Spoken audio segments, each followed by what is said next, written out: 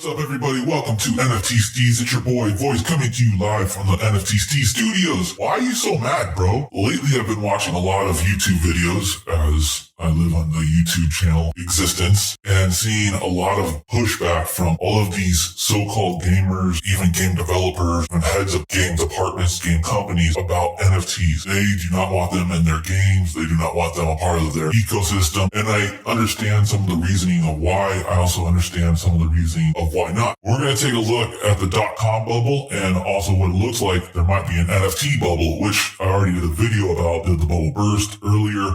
Obviously it hasn't. The sales of NFTs are going through the roof, and that's a whole other discussion. Specifically, we're looking at the gaming industry right now. If you go back and you look at a lot of the articles from the late 90s, early 2000s, you see that a lot of these companies were trying to disassociate themselves from the .com stigma, the feel that everybody had about, well, you're a .com company, so you're not real. One of the companies, instead of having everything be online back then, they decided that they were going to mail out paper catalogs, which is, crazy to think now, but paper catalogs are pretty much useless. You do get junk mail here and there from people trying to do the old fashioned of snail mail, which would work back then because not so many people were so engaged as the way they are now today on the internet. And it's very similar to what's going on with NFTs themselves being embedded into these gaming systems. So Ubisoft is on a bubble themselves about what should they do. Should they continue with this platform that they are releasing? You see that a lot of these other companies are deciding that maybe this is the right thing. You have an article from the Washington Post. In this article, some leading gaming executives and companies have raised concerns about the frothy nature of NFTs. In October, Valve banned any software that issues or allows NFTs on its popular PC game store. Epic Games Inc. Chief Executive Officer Tim Sweeney has said the NFT space is filled with scams, while Microsoft Corp's head of Xbox, Phil Spencer, told Axios some NFT gaming efforts are exploitive. Again, this is where you see a lot of the correlation between the .com and today. Everybody was so concerned about the .com, about this whole thing of it's fake, it's not real, it's not good. And I can understand why that comes about with the NFTs as well. Currently, you have all these rug pulls and all of these negative things that are associated with NFTs. And there are positives, and we talk about that all the time, but there are negatives. Unfortunately, this bubble has to happen, this burst has to happen with the bubble, or the NFTs actually have a stronghold and actual true use case. And that's another thing I do want to talk about is the whole utility thing and use case of NFTs, because a lot of people are getting confused and buying up these NFTs. It's just raising prices to an absurd amount. Anyone who wants to get involved in it is pretty much getting priced down. That's a whole other discussion that I probably will release a video on. With the NFTs currently, as they are, not a good look for video game companies due to all the negativity that's associated with them from people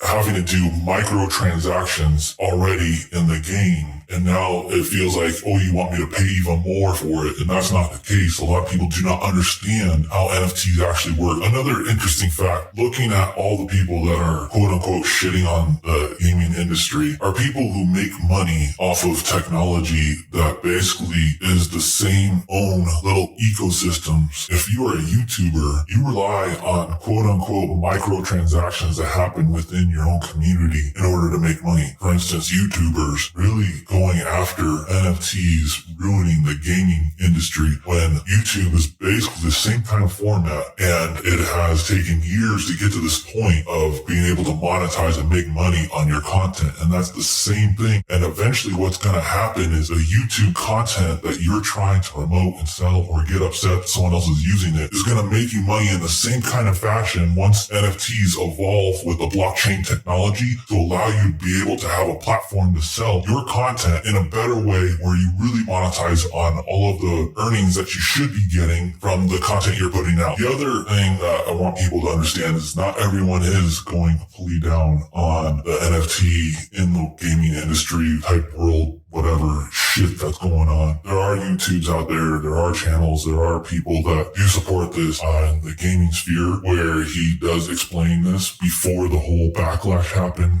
with Ubisoft. I think it's really great that there are people who do understand and really trying to explain the same way that I'm trying to help others understand. This fear of microtransactions ruining the gaming experience, especially coming from YouTubers, is a kind of fascinating conundrum that a lot of people don't see it that way. And hopefully by pointing it out, it'll help. I'm not trying to throw any type of shade towards anybody, but if you sit back and look at the two, they're pretty much in a similar type of format. So again, why are you mad, bro? Even game developers really need to understand this. You can profit even more and also helping out the person who does purchase it as well by allowing them to make money. The whole approach to what NFTs are gotten lost in the transition right now of everything that's going on with where we are in the landscape of NFTs. And it's very similar to the .com things. And now when you fast forward from the .com bubble, if you don't have a website today, you're non-existent to the world. People rarely ever associate you as a business unless you have an actual .com or .co or .io or of anything of the such. It's the same thing with NFTs. You're going to have this bubble burst, and down the road, if you don't have an NFT platform built into your game, then people are not going to want to buy from you because they're going to realize that they can make money. And if they can't make money off of the NFT that's based in your game, then they're not going to associate themselves with that microtransaction. Those are going to be the new microtransactions. Enough rambling. Let me know your thoughts about it. I'm sure everyone has their own opinion currently of what's going on, but I guarantee you in 10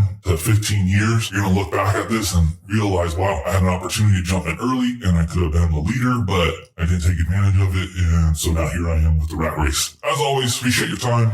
This is Voice and I'm out.